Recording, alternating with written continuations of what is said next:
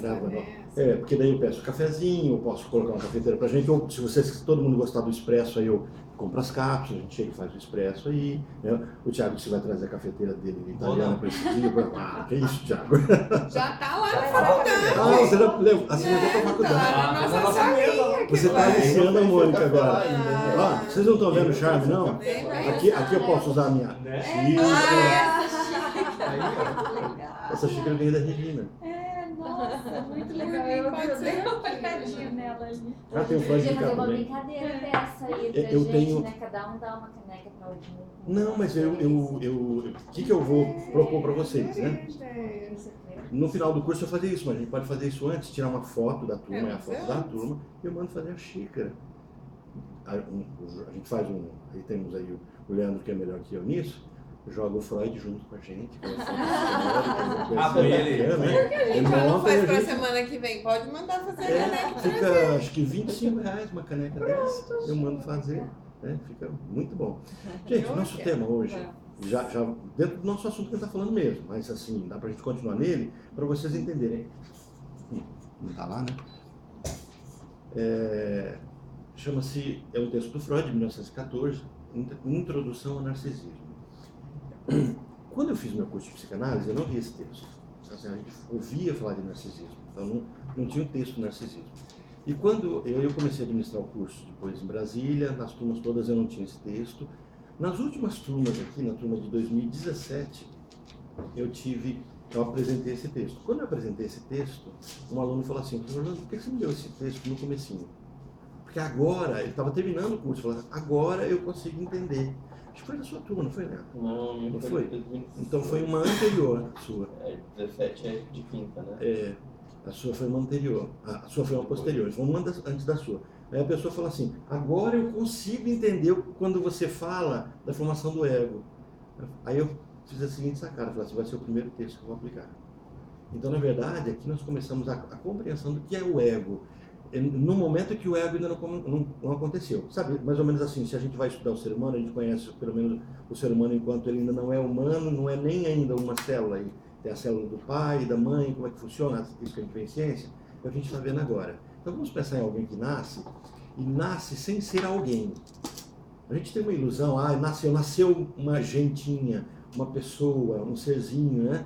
Para a psicanálise, ela tira toda a poesia disso, no sentido de está nascendo um ser que em ato, vamos trazer Aristóteles aí, né, em ato e potência, né, de fato você tem um ser que vai ser alguém, mas nesse momento não é humano, ele é um ser biológico.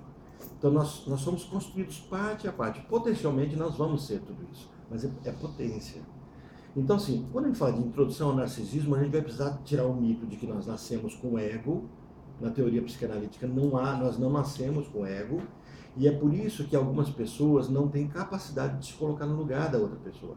Então, isso que é tão natural para os ditos normais, quer dizer, me colocar no lugar da outra pessoa, a pessoa está doente, está passando fome, passando uma dificuldade, eu me coloco no lugar dela, eu, poxa, não, eu consigo entender. Aí você vê pessoas que não fazem esse caminho, que vão ali, pegam um litro de álcool, jogam no mendigo e não percebem que estão diante de um outro ser humano, não se colocam no lugar dele, só vê uma pessoa, fala assim, essa pessoa não faz a empatia. E a gente fala assim, poxa, isso é tão distante da realidade. Não, nós tivemos uma fase que a empatia era impossível. Por quê? Porque não estava construído o outro. Nem a gente estava construído. Então o que havia era um ser que sentia o mundo. Então o bebê nasce, ele começa a sentir o mundo. Só que ele não constrói o mundo dentro dele. Não há dentro ainda, não há fora. Existe um mundo que está sendo tateado, construído pelas sensações. Então, esse mundo é um mundo que é pré-narcísico.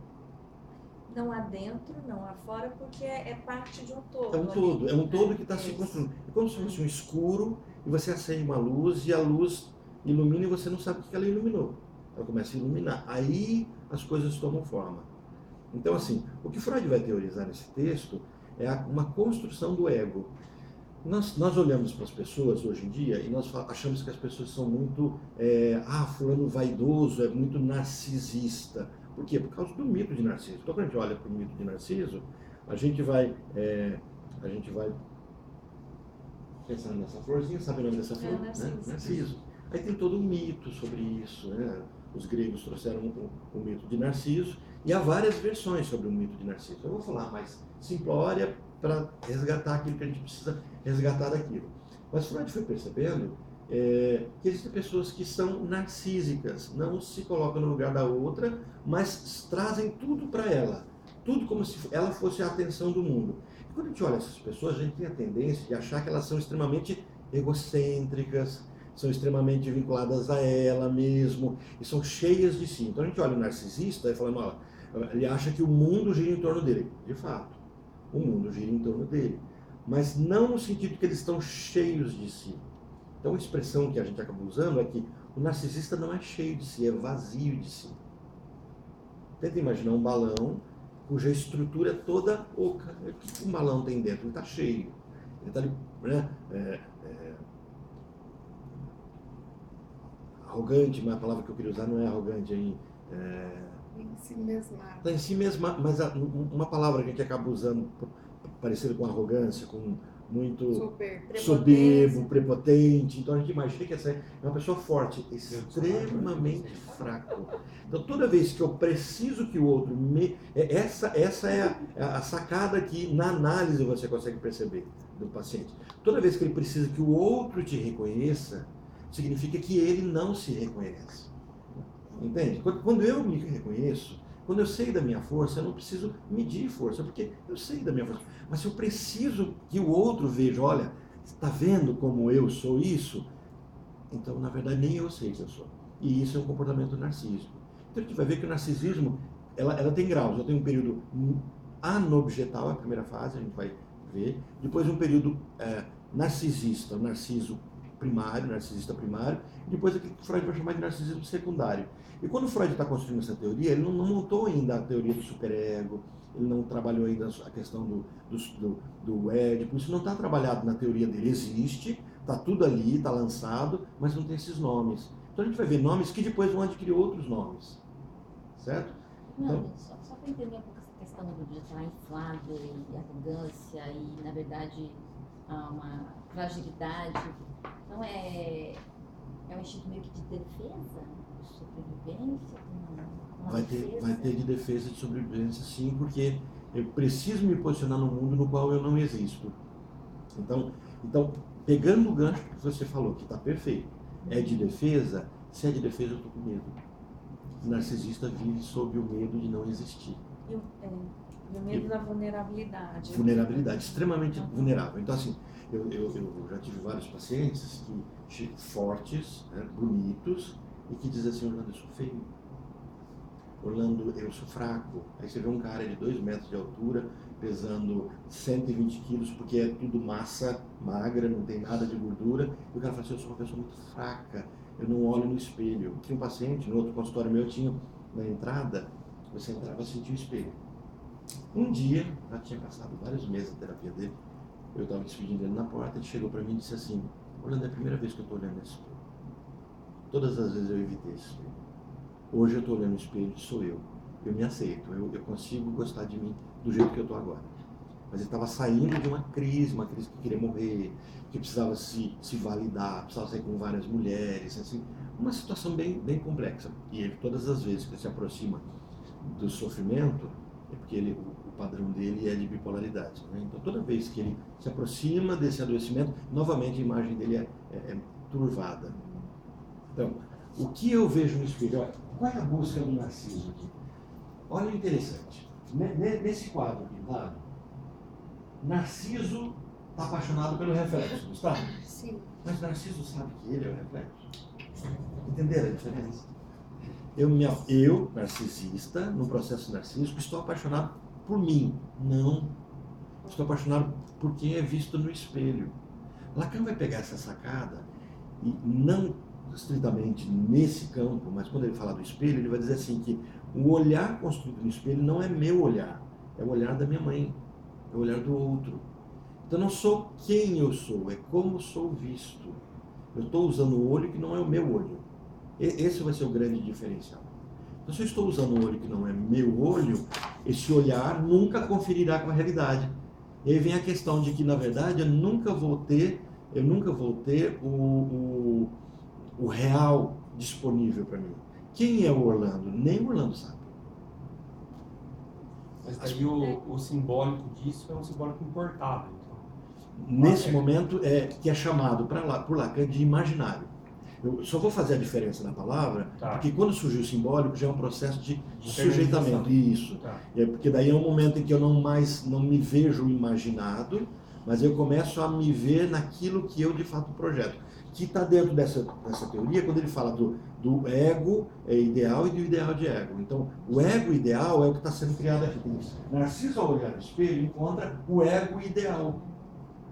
Bom, quem é a pessoa que eu amo tanto? Quem é essa pessoa que é tão querida para mim? É essa busca. Talvez essa pessoa seja um bandido. Não é que ele é um bandido, mas o olhar que é criado para ele é um bandido. Talvez seja de um gênio. E aí vem a questão. Ele não está à altura do gênio que vê em ele. Começa a ver o sofrimento. É como se fosse exigido dele algo que ele não é. Aí ele prefere não olhar nesse espelho. Então, por exemplo, esse rapaz, quando ele olhava no espelho, ele se via fraco porque era o olhar criado. Você é fraco. Você não dá conta. Não, deixa aí que eu faço as coisas para você. Eu cuido de você. Então, toda vez que ele olhava no espelho, o espelho dizia assim, você é fraco. Entendeu? O espelho não confere com a realidade. A gente vê isso na criança com muita clareza. Inclusive, vai ter, no futuro vai ter umas novidades sobre criança aí para vocês, né? A gente está, não sei se vocês viram no site a gente colocou 3 projetos, né? Tem o projeto da Angelina, eu coloquei como coordenadora, o projeto dela. Tem um projeto que a Ruth vai encabeçar, que é ligado ao CEPAS, para trabalhar com adolescentes. E tem o projeto que a Milena vai coordenar para trabalhar no Hospital do Coração. Hospital do Câncer, Hospital do Coração, Hospital do Câncer. Então são projetos ainda, e aí está surgindo o embrião de um projeto para trabalhar com crianças mesmo. Então vai ser interessante que as turmas futuras, vocês não devem passar por isso na formação, mas depois podem passar se quiser. Eles teriam que fazer algumas escutas em creches, observação, ir na creche e observar crianças de 2 anos, comportamento delas, crianças de 3 anos. E a gente faz um colóquiozinho, né, onde cada um traz impressão. Quando você observa as crianças, talvez eu teria o gancho só para falar do projeto, né? Quando você observa as crianças, você observa crianças que são construídas não a partir do que são, mas de quem os pais dizem que elas são. É mais ou menos assim, minha filha, toma cuidado, porque você é uma pessoa frágil, olha, toma cuidado com as pessoas. Aí aquela pessoa é uma pessoa forte, tem decisão, mas se ela olhar no espelho, ela encontra uma pessoa frágil. Só que ela precisa olhar no espelho para invalidá-lo. Sabe o espelho, espelho meu? Diga se existe alguém mais belo do que eu. Então assim, diga é para o espelho me dizer, não é se você não está perguntando espelho, eu sou belo. Você está perguntando espelho, tem alguém mais belo que eu? Comparação. Então esse olhar é o que a gente vai chamar de primeiro narciso, o narcisismo primário.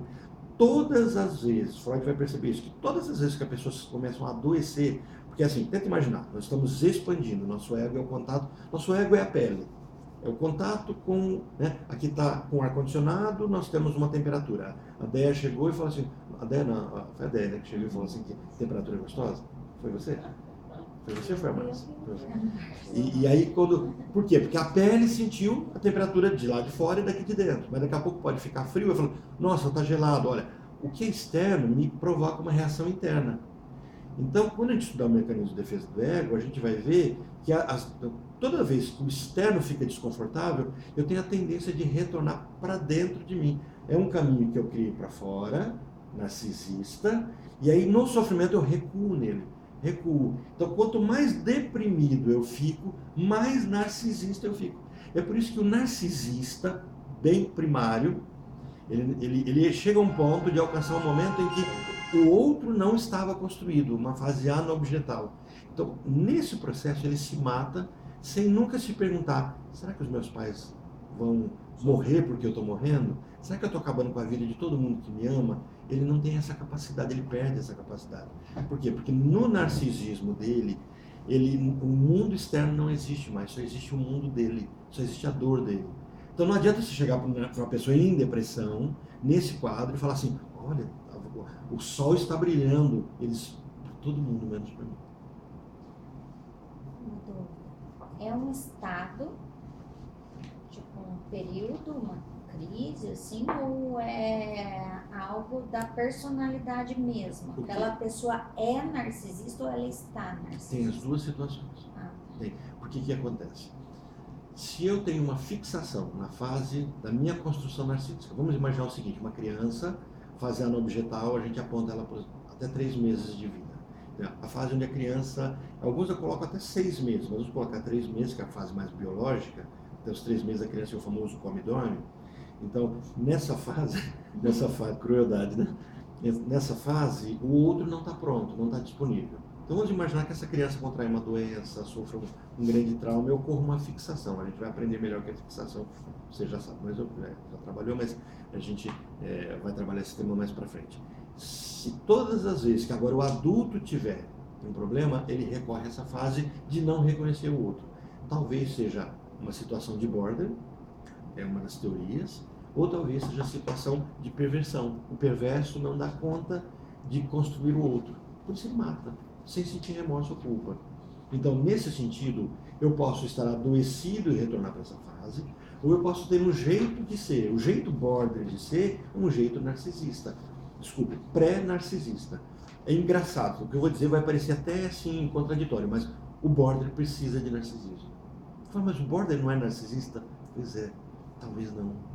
Talvez ele está num estágio anterior, que é a anobjetal. Que é exatamente o momento que também o psicopata está. mas ele não tem o externo e nem o interno? Não, é um recuo, é um lugar de segurança. Nós construímos lugares de segurança. A vida toda a gente vai construir lugares de segurança. A questão é que a gente sempre recorre àquele que é mais forte, o mais forte é o primeiro. E o primeiro me dá o meu jeito de ser. Como nós criamos, e quem leu aquele livro, O Poder do Hábito, vai ver isso não na psicanálise, mas vai ver que são conceitos da psicanálise premiados ali. Aquele hábito nunca mais será abandonado, por mais que eu crie um novo. Ele existe e é muito forte. Em qualquer situação de colapso, é para ele que eu volto.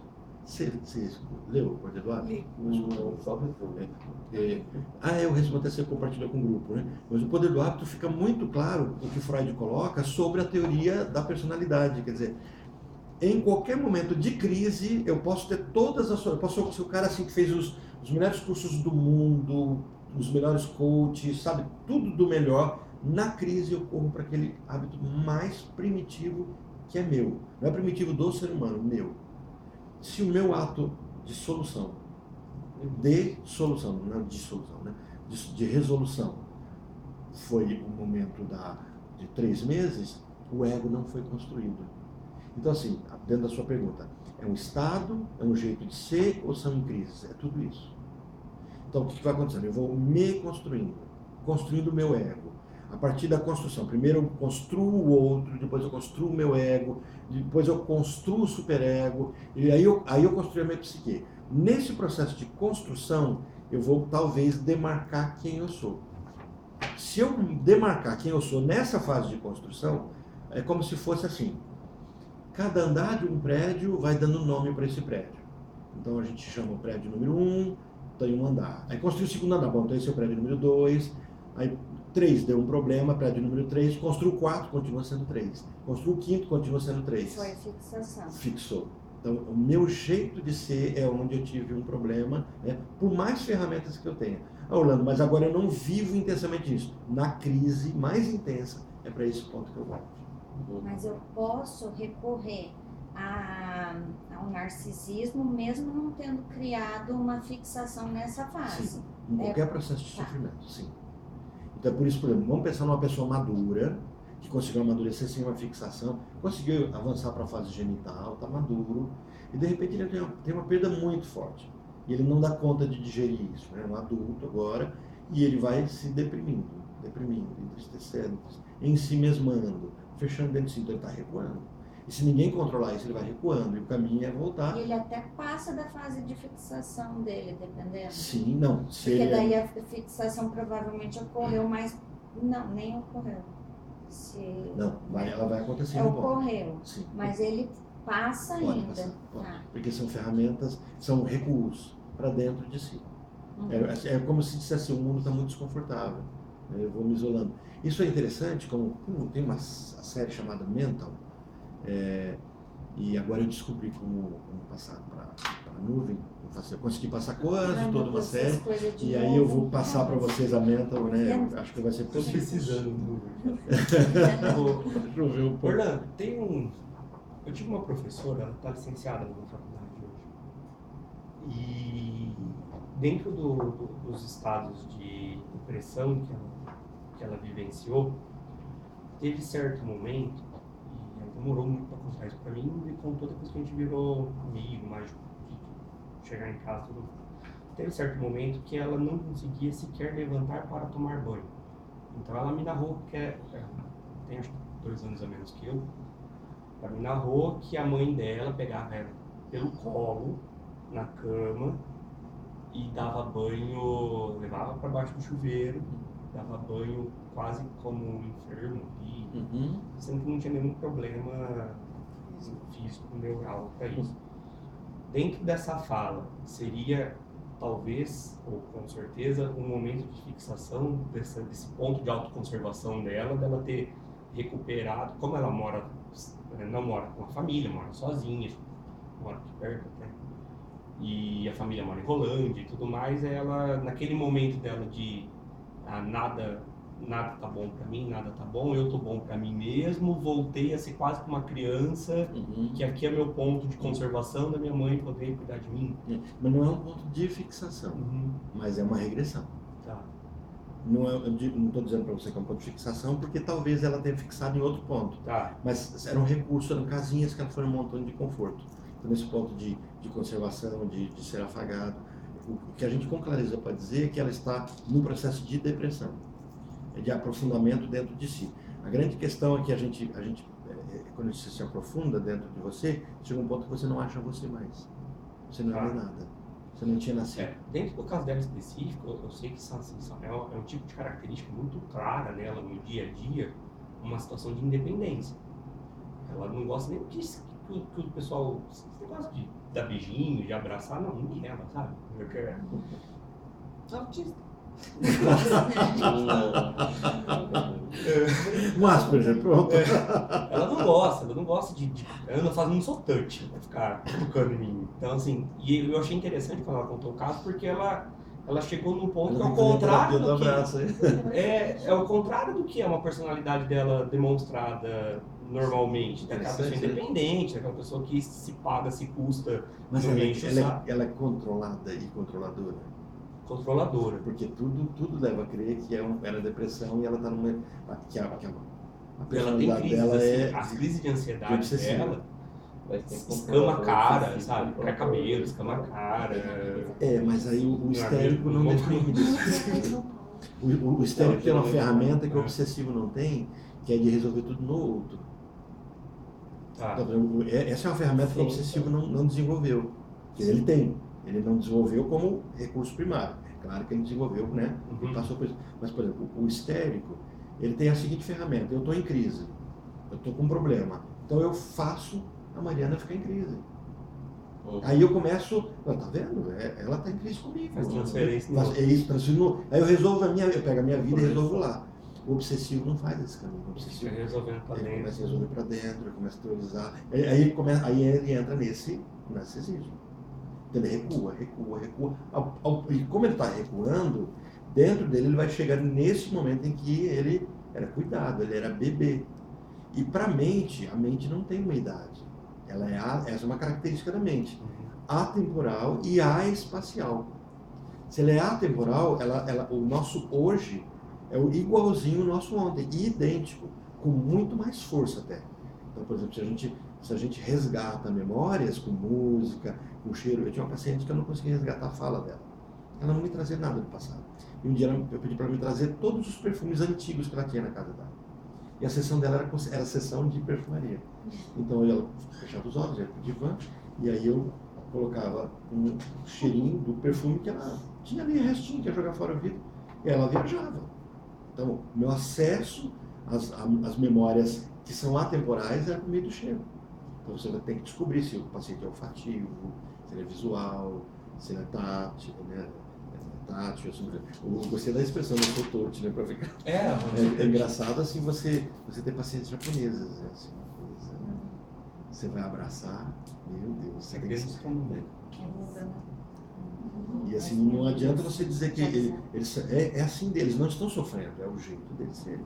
Aí eu pego no pé, né? Eu falo assim, vou fazer curso de abraço. Tá? Você mora num país que as pessoas se tocam, né? A italianada aqui é grande. Então as culturas modulam as necessidades, porque... Não a necessidade psíquica, Não, mas modula a às vezes- forma como ela... Sim. Porque, por exemplo, nesse caso do japonês, o abraço, o Não toque, tem a sentido. conexão, então, mas é uma Conexão. necessidade nossa. A Isso. conexão, A conexão deles a talvez é forma como eles reverência. vivem é diferente, eles precisam menos do toque. Isso que você colocou é interessante. O Caligares trabalha no texto dele, quando era perguntado para ele, porque o Caligares é italiano, está no Brasil e já clinicou na Inglaterra. E ele é, né? Ele falou assim, mas como é que faz um psicanalista internacional? Ele disse assim, tem que ter vivência. Então, se você, por exemplo, eu brasileiro, eu atendi em português aqui no Brasil. Difícil. Não era difícil o sotaque, também era, mas era como ele se expressava, os conceitos dele. Era uma obra de arte minha e dele também. E assim, por quê? Porque eu não estou na cultura dele. Então eu dou conta da minha cultura, que é o processo da empatia. Então eu preciso estar no mesmo mundo com o meu paciente. Se o meu paciente tem uma cultura diferente da minha, o primeiro passo é esse processo de trazer para um ambiente comum. Eu tinha um paciente que nós fazíamos a seguinte troca. Ele falou assim, eu pago as minhas sessões com aula de inglês. Para mim foi super cômodo. Ele era um professor, esses professores que dão uma aula, curso particular, então era um professor caro, então perfeito, né? Então as sessões dele eram em inglês. Meu Deus. Ninguém tinha insight, nem ele nem eu. E nós falávamos, batia papo, e eu tropeçava, e ele ia me corrigindo. Era aula. Aí chegou Foi uma hora bom pra só ele. pra você, né? Para mim estava sendo bom, porque era um exercício, e para ele não. E eu cheguei para ele e falei, olha, não está acontecendo. Por quê? Porque eu não estou atingindo a minha língua mãe com você, e nem você, porque eu já tenho o defeito de pensar em português, esse é o defeito que eu tenho. Eu penso em português e traduzo, porque eu não aprendi a pensar em inglês. E ele já pensava em inglês, mas não era, ele estava afastado dos Estados Unidos há muito tempo, ele não era americano, era brasileiro, morou nos Estados Unidos, então ele era bom para ensinar português, para conversar, mas ele pensava, ele sonhava em português. Então, O conceito dele trabalhava ele trabalha nessa e aí não funciona. Então, dentro do que você colocou, a questão cultural é muito importante. Então, o psicanalista é psicanalista clínico da sua cultura. Então, se vocês forem para os Estados Unidos, vocês serão psicanalistas de brasileiros nos Estados Unidos. Falar, eu estou mudando para a Inglaterra. Tem um grupo de psicanalistas lá de Brasília que mudou para a Inglaterra. Montou uma sociedade psicanalítica de psicanalistas brasileiros na Inglaterra para atender brasileiros. Então, assim, ir para Miami, imagina que dá para contar uma história boa, né? Dizem que ali tem mais brasileiro que americano. Não, talvez. Gente, só para eu avançar no tema, tá dentro do que ele está falando. Só termino de observar só esse quadro, só para essa questão. Todas as vezes que a gente observa um narcisista, é muito importante que a gente compreenda que esse rapaz não está impressionado com ele. Ele não está assim, nossa, como eu sou lindo, olha como meu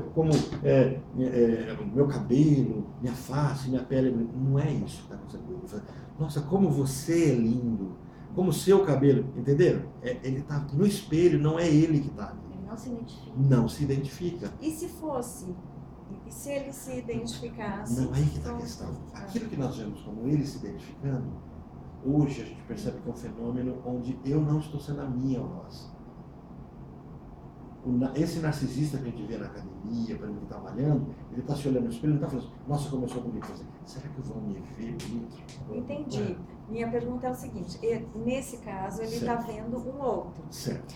Se fosse o caso dele estar se reconhecendo a psicanálise, então diz Isso é o quê? maduro, isso é Ok, perfeito. tá. Então esse é o estado saudável. Isso, esse é o caminho a se encontrar. Fala assim, no espelho, tá? Essa é uma das situações que você chega para a pessoa, pega um espelho, antes eu tinha um espelho no consultório, e fala assim, quem você vê no espelho? E a pessoa precisava se localizar no espelho. E alguns olhavam ali e falavam assim, olha, eu vejo uma pessoa que está com medo. Opa, então você está encontrando você. Então, o processo de apresentação do espelho é isso. Tem umas técnicas bem gostosas, indianas, né? Você trabalha com o espelho, que é bem interessante. E o que a pessoa fala quando ela não se vê no espelho? Qual é a fala? Ela traz a frase do outro. É mais ou menos assim, uma pessoa magra, por exemplo, eu me vejo estou vendo uma pessoa gorda que precisa emagrecer, mas de quem é essa frase?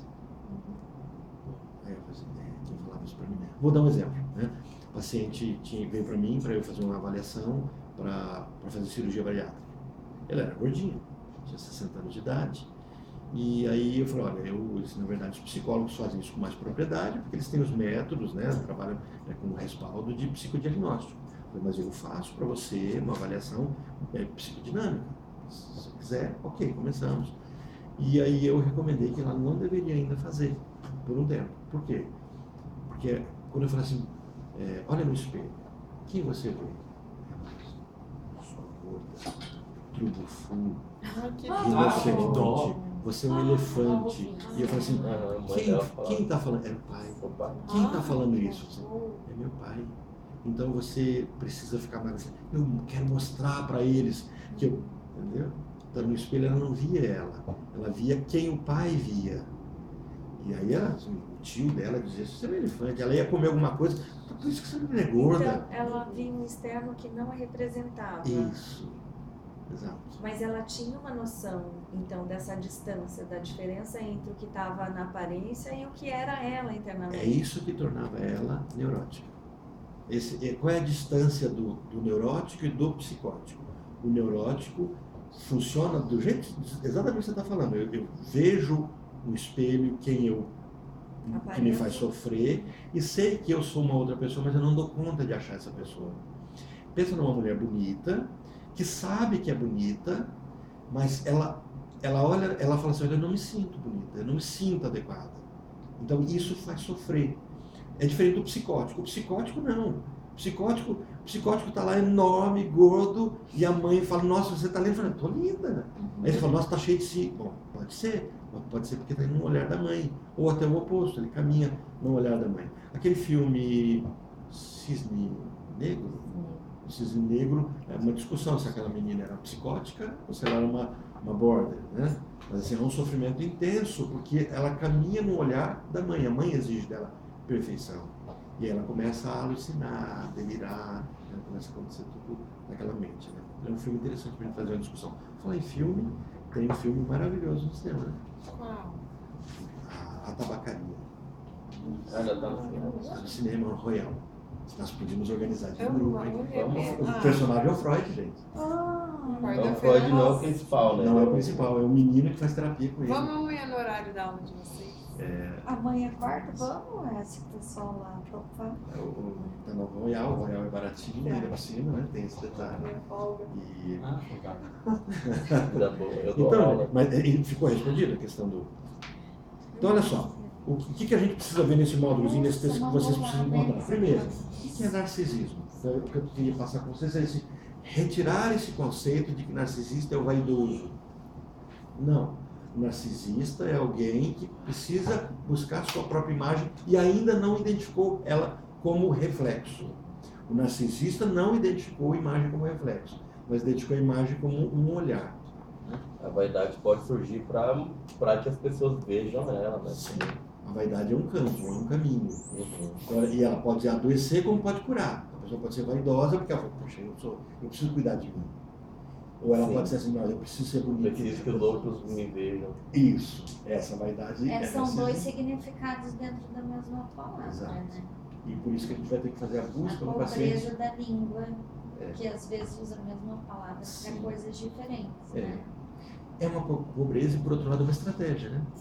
Por quê? Porque inconscientemente eu não é bom estar tão disponível à dor. É uma proteção. Então essa palavra, que Freud vai trabalhar muito com as palavras, ele vai dizer que as palavras, se nós usamos elas, ele vai trabalhar com as parapraxias, o que ele chama de ato falho. Então, assim, quando eu troco as palavras, eu uso uma outra palavra, a sonoridade, eu penso que eu faço isso sem querer. É tudo por querer, é intencional. É porque assim, é como se a nossa vida consciente fosse a vida em slow motion. Então, assim, eu inconscientemente sou tão rápido. Foi no grupo de vocês que alguém perguntou o que é déjà vu? Foi, Foi né? Então, Não, foi. Você tá nós dois. Foi o mais. É, Foi a Marta. porque o conceito de Não, ideologia para a ultimamente eu tô psicanálise... assim, quase que quando perguntam alguma coisa, eu falo, qual é o contexto? Sim, é Onde perfeito. está inserida essa palavra?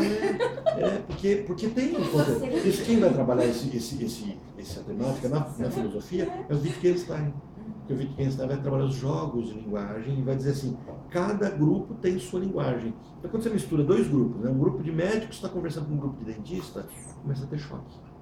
Porque as palavras não são as mesmas. Um grupo de engenheiro está falando com um grupo de pedreiro. Olha, profissões que trabalham próximas, mas cada um tem sua linguagem. E assim, e de fato, é por isso que a terapia de grupo é extremamente rica. Vocês que vão ter a experiência da Angelina vão exercitar bastante isso. A terapia de grupo é muito rica para você perceber que você enxerga do jeito e o outro está enxergando completamente diferente de você a mesma realidade. Então assim, e isso tira uma arrogância nossa muito grande, de achar que é uma arrogância que a filosofia tenta nos dar. É de achar que a verdade é disponível.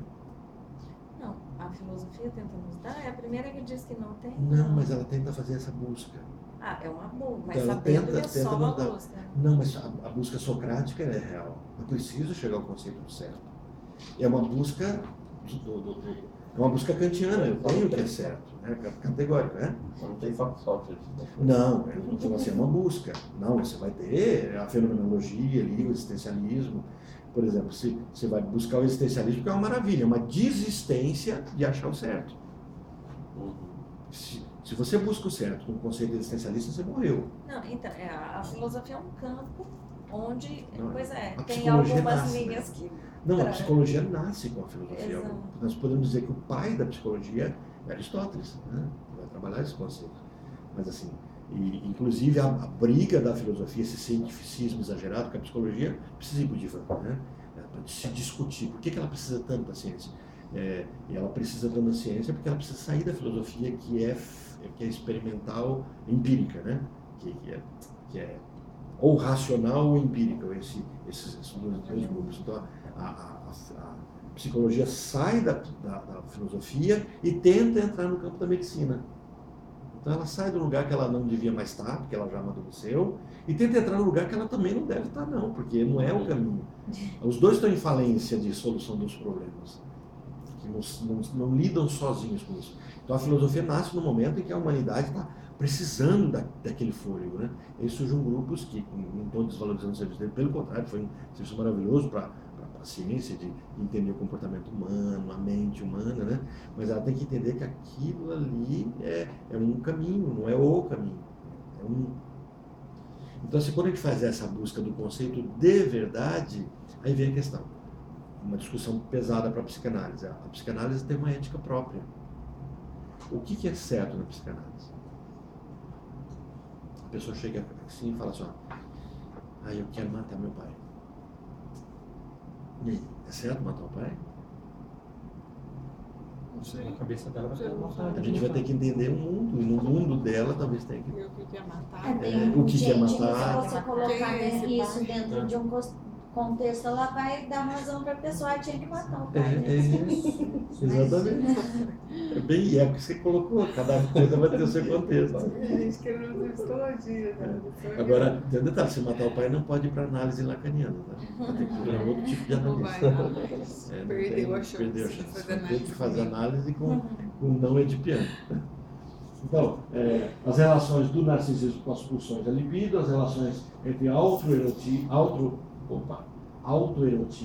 narcisismo e escolha objetal, a questão do ideal do ego, narcisismo primário e narcisismo secundário, e a comparação entre narcisismo e os estados normais, e entre narcisismo e as afecções psíquicas. Isso é aquilo que vocês começaram a falar assim, a pessoa está voltando para dentro de si e tal, a gente vai ver, é o finalzinho, que aí vai trabalhar a hipocondria, a depressão, tudo isso são estados narcísicos, são ligados a isso. E são diferentes, né? Estou percebendo que são diferentes tipos de narcisismo. Porque o narcisismo, o básico, eu preciso do olhar do outro. Mas esses narcisismos, esses últimos, eu paro de olhar o outro, né? É uma introversão mesmo da libido. Então, Isso, perfeito. sai essa questão do espelho, né? Sai. O espelho não é mais espelho. por ser um ente. Então é como se dissesse que no narcisismo primário eu preciso do olhar do outro e o segundo eu perco o olhar do outro, Não, o meu, é. tudo. Mas o primário e secundário. É o oposto. O narcisismo primário é o mais primitivo. Ah, E aí no secundário é o mais avançado. O secundário eu vou construir superego. Como o outro me cobra. Então o outro me enxerga. O outro tanto me enxerga que diz assim, você tem que ser desse jeito. No primário, não. No narcisismo primário, o outro é uma imagem. Então eu estou cuidando do outro no processo de imagem. E aí eu tenho uma fase até anterior. Mas para a gente avançar nisso... Mas é que a questão que tá falando não é de primário e secundário, é que ela volta ali rapidinho. Volta para a Eu anterior? esqueci a palavra. Tá ali, ó. É a afecção. É o narcisismo de afecção psíquica. Que é como eu sou afetado psiquicamente com todas essas estruturas narcísicas, que é o que você colocou, há vários narcisismos. É. Aquilo que eu chamo simploriamente de narcisismo tem paleta de cor, né? 16 milhões de cores, né? Não é 50 tons de cinza, não. É colorida a cor. Dá pra dizer se tem narcisismo histérico, narcisismo obsessivo? Não, dá para dizer em que forma que o histérico vai caminhar de forma narcísica. Dá para dizer o que você colocou no inverso da palavra. Porque não seria o narcisismo histérico, mas a forma narcísica do histérico. Isso, ou a forma obsessiva do... Isso, a forma narcísica narcísica do obsessivo. Sim. Ah, São caminhos diferentes. Por isso que eu coloquei, quando você colocou aquele caso, da pessoa que vai se mesmando, isso é uma forma narcisista do obsessivo. Porque a forma narcisista do histérico talvez seja assim, tá vendo como eu sou triste? Tá vendo como o mundo é ingrato comigo? Tá vendo como ninguém me reconhece? Aí começa a atormentar a vida de todo mundo. Começa a ser aquela pessoa chata. A fala dela, na exteriorização que ela causou quando estava nessa situação, era essa de segunda aí. Tudo é preto e branco, nada tá bom, meus relacionamentos são muito ruins, minha mãe não gosta de mim, minha mãe é tudo pro meu irmão. E aí foi posição fetal até carregar no colo. Então aí você tem um narcisismo. Agora, esse narcisismo será desencadeado dentro do colocou que está perfeito, né? A partir de uma estrutura. Qual estrutura? Obsessiva? Histérica? Né? Igual quando você assume aquela posição de querer resolver tudo, todos os problemas de todo mundo. Sim. É narcisismo, narcisismo de uma estrutura específica. É narcisismo. Agora, na estrutura obsessiva, como esse narcisismo se estrutura? Depende. Né? Na obsessiva, como se estrutura? Tá. Porque eu escutei esse termo narcisismo em várias circunstâncias. Daí eu estava lendo o texto, não conseguia enquadrar uma situação naquele conceito. Então, quando a gente vê esse último tópico, vocês vão achar interessante que eles perceberem que a compulsão de comida, a compulsão de remédio, a compulsão de ser o salvador da pátria, que aí você está colocando, de trabalho, são estruturas narcisistas. Todas as vezes que eu falo assim, eu resolvo, eu estou perto do narcisismo.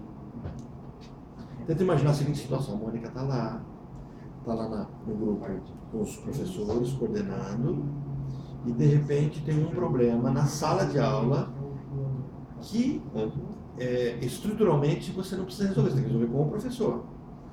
E aí você vai para essa... Não só não precisa, não pode, não dá conta de resolver. Aí você começa a sofrer e articular. Quem assistiu a série Gypsy? Está na Netflix, assistam, muito interessante. E vocês vão ver uma psicanalista narcisista. Gypsy. E é interessante que aí vocês vão conseguir entender, quando a gente fala de supervisão, o que é uma supervisão. Como é que é a vivência da psicanálise. Né? A série é extremamente pedagógica pra gente. E assim, é uma pessoa que por ser narcisista naquele momento, não fazer talvez uma supervisão individual naquele momento, ela está em grupo, aí o que ela precisa naquele momento, então, o que ela começa a fazer? Ela quer avançar a história dos pacientes. Por exemplo, tem um paciente que é extremamente carente. Então o que ela faz? Ela se aproxima da ex dele para entender e ela começa a induzir a vida de fato da pessoa lá do lado de fora e interferir. Então é narcísica, porque ela sai do local que é dela e ela entra e invade vidas.